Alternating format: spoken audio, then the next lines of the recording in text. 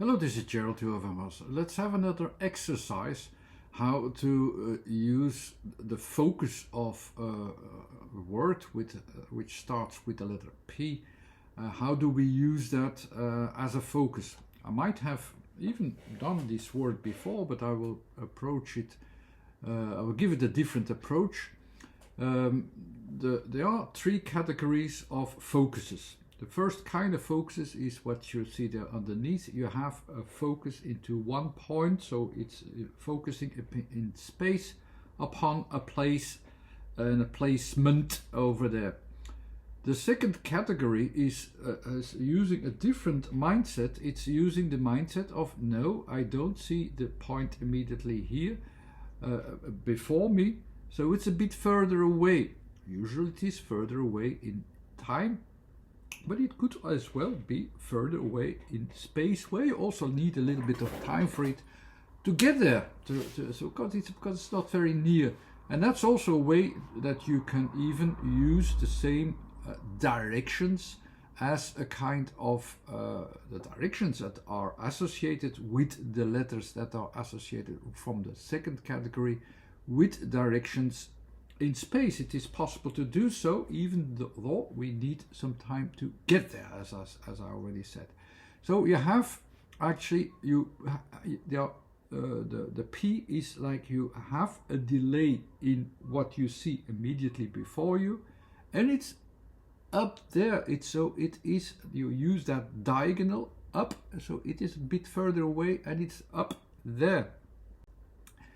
Basically, the first 9 letters are into a three-dimensional world.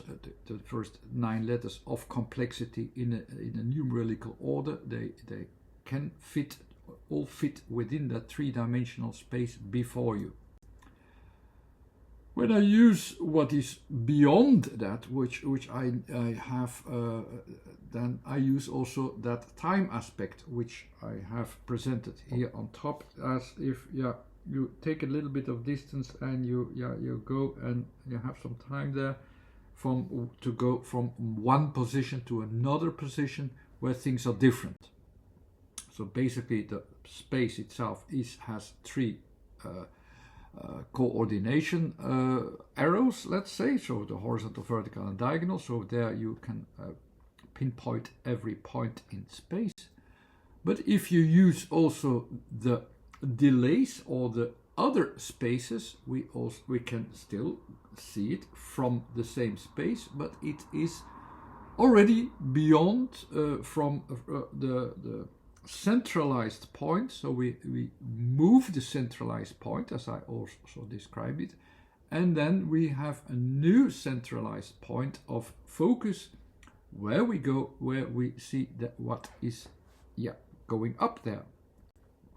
So you basically actually frame another 3 dimensions there of a new space, a new place at a different position, also in time. So you always need this time aspect of it, even if you just use it as, okay, we need some time to get there.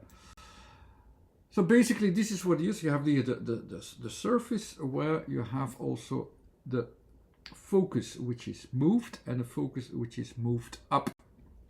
So this is the basis for P and A. The A will of course be the new focus of my and a new physical focus where I have my centralized position. A is always about a centralized position where I will focus upon what is growing out of it, what is materializing there, what is going from the middle to a form, to a certain form, which is easily expressed as the L form, as the tongue form, because it goes from one position to a second position, and there something grows out of it. So that's the L. So you have already pal focus.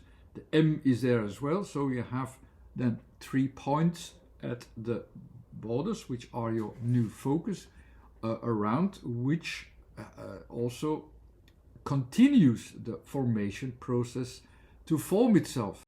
So the continuation will be there, and in that same, let's say, rose form, actually, or mandala, even if you would like, that is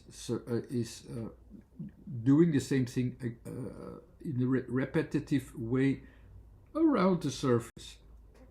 And that's basically your palm vision, in which you can also associate not just the tree, the palm tree, but also the palm of your hand, for instance. And what how is that focus? So when we start from the focus from where we are, and we see the direct